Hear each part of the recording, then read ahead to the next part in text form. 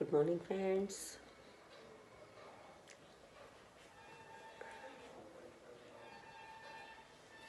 कैसे चल रही है परीक्षा की तैयारी? नज़दीक आ गई है, बराबर। आप ध्यान रखिए और सभी विषय में अच्छे से लिख सको, ऐसी मेरी शुभकामना, बराबर। आज हम लेसन 1 के अंदर अभ्यास के कुछ प्रश्न समझना चाहते हैं और उसके बाद हम हो सके तो दूसरे प्रश्न भी देखकर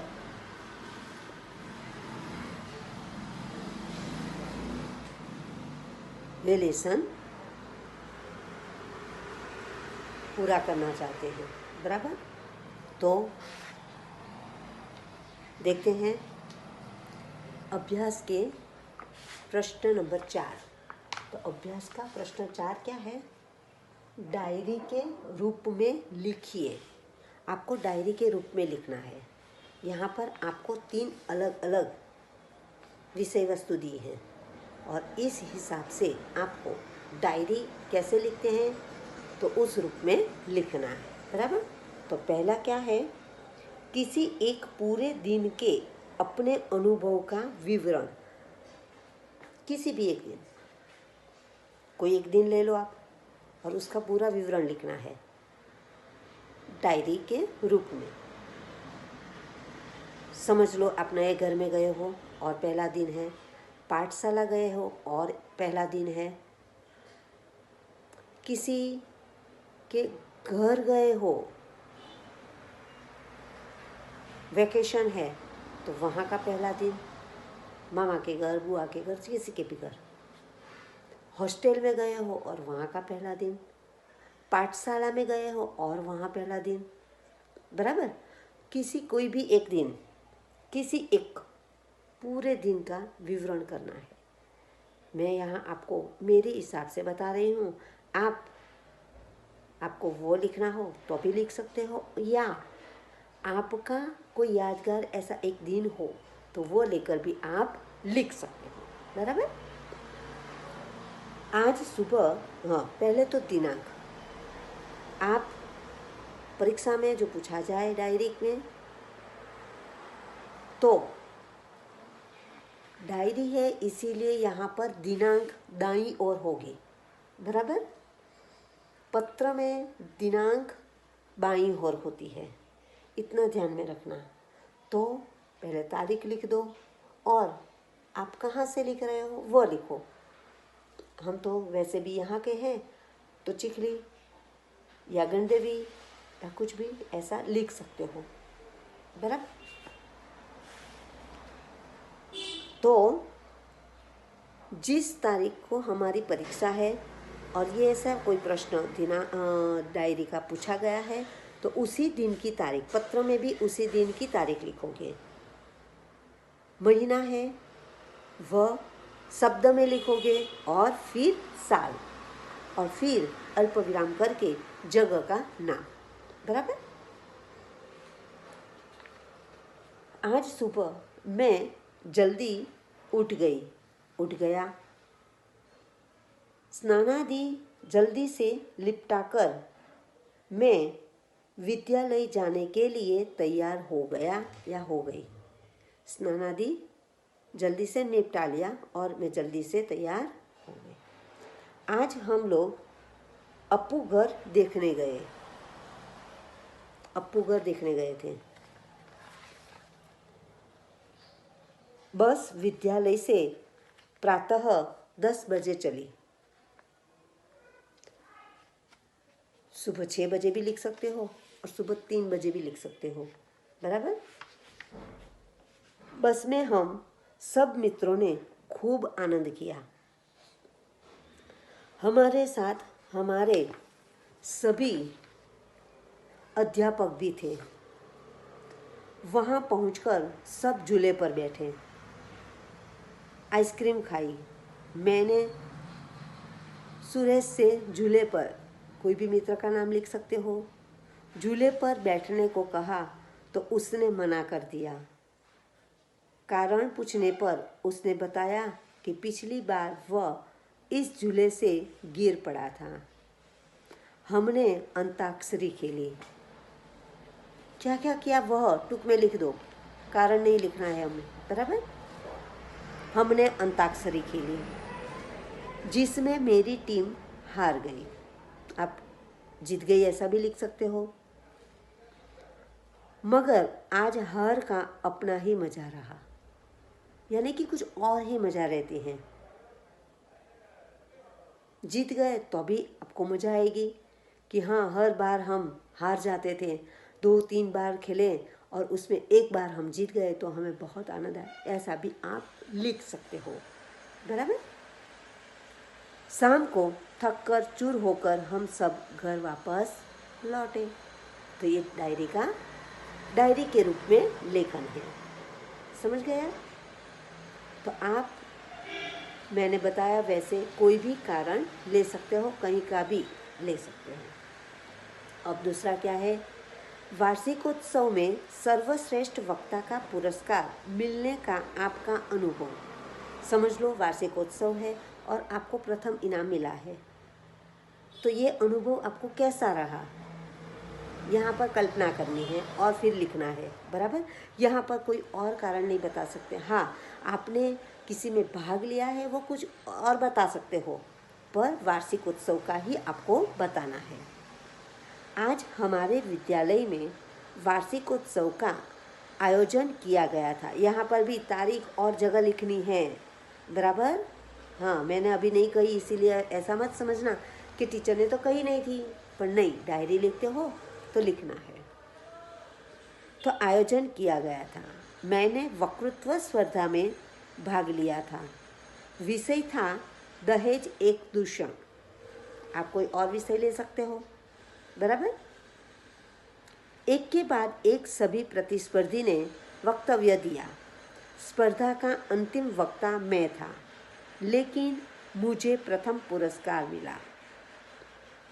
मेरे सभी मित्र मुझे पुरस्कार मिलने पर खुश थे। शाम को पिताजी घर लौटे और जीत के बारे में सुना तो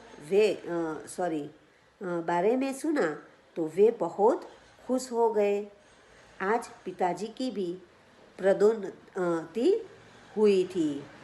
पदोन्नति यानी कि पद उन्नति। उन्हें भी एक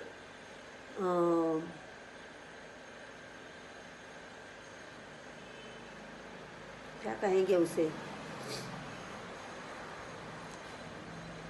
मुंह पर है, आ नहीं रहा है।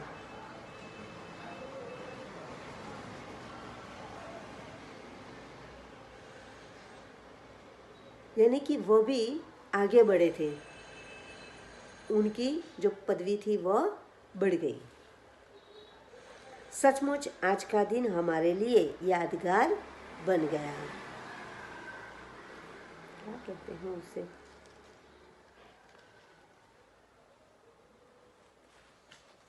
होगा, आपको याद आए तो मुझे बताना, आप हम मिले तो, बराबर। तो आप इस तरह से आप लिख सकते हो। पापा की जगह आप मम्मी भी लिख सकते हो कि मम्मी स्कूल में थी और शिक्षक थी, तो आज वह प्रिंसिपल बन गई, बराबर। उनका लेटर आ गया, बढ़ावा जो जिन्हें कहते हैं, बराबर। तो इस तरह से प्रमोशन, बराबर, प्रमोशन हुआ, तो लिख सकते हो। अब तीसरा हमारा क्या है, अपने जीवन का कोई सुखद अनुभव। आपके जीवन में कोई सुखद अनुभव हुआ हो, सुखी, जिससे आप खुश हो, तो वैसा एक अनुभव लिखना है। तो क्या, यहाँ पर भी तारीख और जगह। बहुत दिनों के बाद आज मौसम बहुत अच्छा रहा। आसमान में बादल घिर गए थे। मैं अपने मित्रों के साथ अभ्यास कर रहा था। अचानक मूसलाधार वर्षा होने लगी। माँ ने सभी के लिए पकोड़े बनाए। हम सभी ने वर्षा का खूब मजा लिया। वर्षा का दृश्य अद्भुत व आनंददायक था। बारिश थमने पर आसमान में सप्तरंगी इंद्रधनुष निकल आया। हम सब मित्रों ने इंद्रधनुष की अनुपम शोभा को देखा। पेड़ से झरती पानी की बूंदें बहुत सुंदर लग रही थी। आपको कोई और अनुभव हुआ हो तो वो बता सकते हो, बराबर।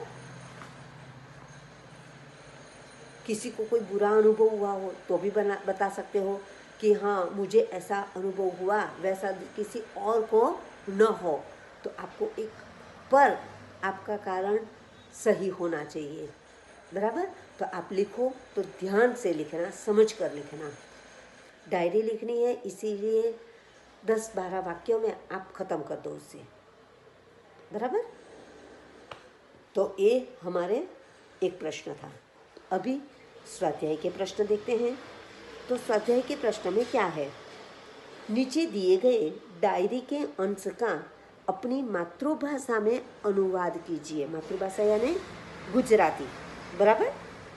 तो अब हिंदी और उसका गुजराती में बोलती जा रही हूँ, आप ध्यान से सुनिए और समझिए। आज दिनांक 10 अगस्त 2011 रात को नींद नहीं आ रही थी। अब उसका गुजराती क्या करोगे आप?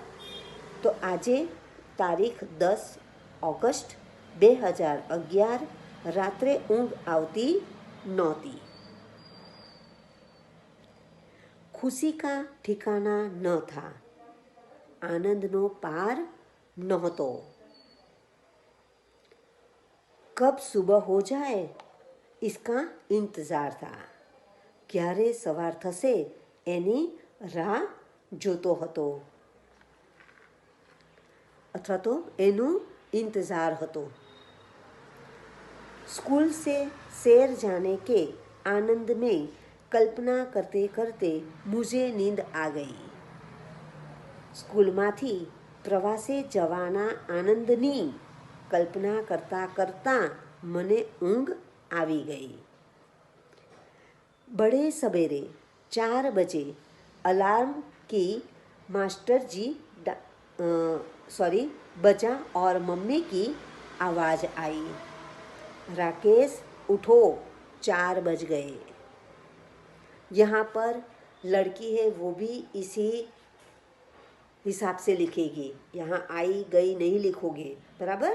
ये गुजराती है और यहाँ पर नाम लिखा हुआ है इसीलिए। वहेली सवारे 4 वाग्ये एलार्म वाग्યું અને મમ્મીનો અવાજ સંભળાયો, રાકેશ ઉઠ 4 વાગી ગયા।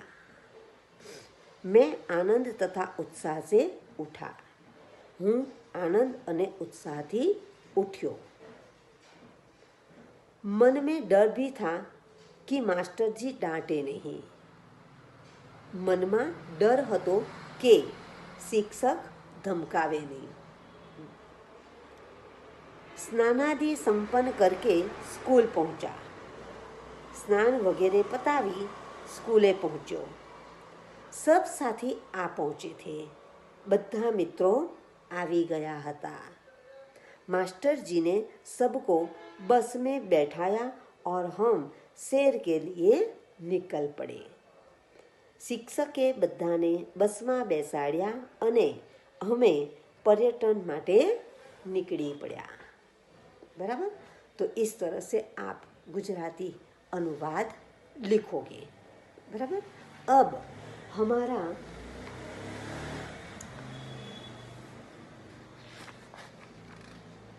योग्यता विस्तार है। तो योग्यता विस्तार के अंदर हमने पत्र के लाभालाभ, पत्र की कोई महत्वपूर्ण बातें, बराबर, डायरी की बातें, ये सब कुछ समझ लिया है पहले ही। इसीलिए यहाँ हम ये दूसरी बार नहीं लेते हैं। और उसके अंत में एक चित्र है, कुछ 7 चित्र है। तो संदेशा व्यवहार के चित्र देखिए और समझिए। यहाँ पर संदेशा चित्र है और उसके हिसाब से हमें संदेशा व्यवहार क्या है वह समझना है, बराबर।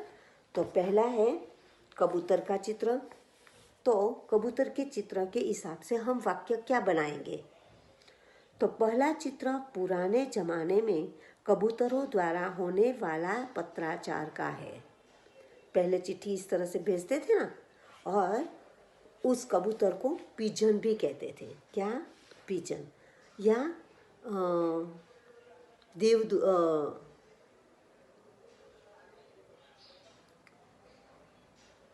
श्वेत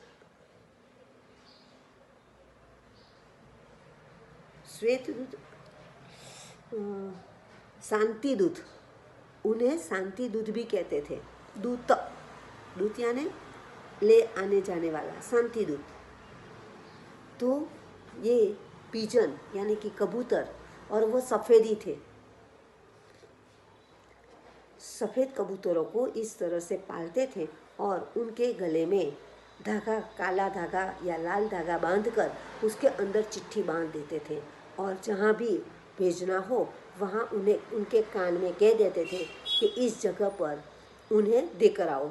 कबूतर वहाँ जाते, देकर आते और फिर से यहाँ उनके स्थान पर आ जाते थे। कबूतर कभी उनकी दिशा भूलते नहीं हैं, वो जिस दिशा से जाते हैं उसी दिशा से आते हैं। ये एक उनकी विशेषता है।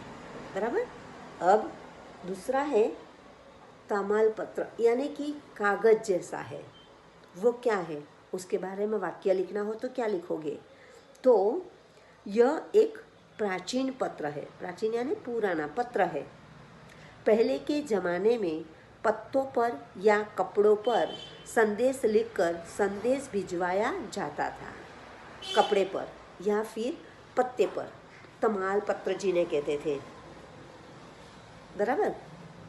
ताम्रपत्र, ताम्र यानी तांबू, તાંબાના પત્ર હોય, અને એના ઉપર આ લોકો આવી રીતે સંદેશો લખી અને મોકલી આપે, ઘોડેસવાર સાથે કે કોઈની સાથે આવી રીતે મોકલી આપતા। બરાબર। अब तीसरा क्या है? डाकिया का बॉक्स, पेटी, डाकिया पेटी, डाक पेटी। बराबर। अब इसके लिए क्या वाक्य बनाओगे? तो आधुनिक युग में डाकघर द्वारा संदेश भेजे जाते थे। डाक पेटी में डाल दो और डाक ऑफिस वाले सभी पत्र लेकर अलग अलग जगह पर उसको विभाजन करके फिर वहाँ भेज देते थे, और फिर हमारा संदेशा वहाँ पहुँच जाता था। अब उसके बाद क्या है? तो लिफाफा, वह क्या है? संदेश की गोपनीयता, गोपनीयता यानी उसको छिपा रखना है। हमारा संदेश किसी और को सुनाना नहीं है, दिखाना नहीं है, वह गोपनीयता बनाए रखने के लिए लिफाफे का उपयोग होने लगा। उसके बाद कोई पढ़ न ले हमारा संदेशा, इसीलिए लिफाफे का उपयोग होने लगा। कागज़ पर हमारा जो भी संदेश है वह भेज दो, लिफाफे के अंदर डाल दो, उसे चिपका दो और भेज दो पते पर। बराबर। अब उसके बाद क्या आया? तो यहाँ पर ऐसा अंतर्देशीय पत्र है। वो क्या है? देखो, पहले सिर्फ पोस्ट कार्ड का उपयोग होता था। सॉरी, यहाँ पर ये पोस्ट कार्ड है, तो पहले पोस्ट कार्ड का उपयोग होता था। अब मोबाइल है, तो आजकल मोबाइल संदेश व्यवहार का श्रेष्ठ माध्यम है। मोबाइल के बारे में वाक्य लिख सकते हो। अब बाजू का चित्र है 7वां, कंप्यूटर है, देखकर ही आपको पता चल जाता है। तो कंप्यूटर और इंटरनेट के कारण संदेश व्यवहार के क्षेत्र में अद्भुत क्रांति आ गई है। तो ये आज हमारा पहला लेसन खत्म होता है। आप इनके सभी प्रश्न समझकर ध्यान से लिख लोगे और परीक्षा में इनमें से पूछे गए प्रश्नों को आप समझकर लिखोगे। बराबर। तो अगला वीडियो हम नए लेसन से शुरू करेंगे। ओके, तब तक के लिए आप अपना ये कार्य ख़त्म कर देना, अच्छे अक्षर से, सही मात्रा से समझ कर लिखना। बराबर। Thank you.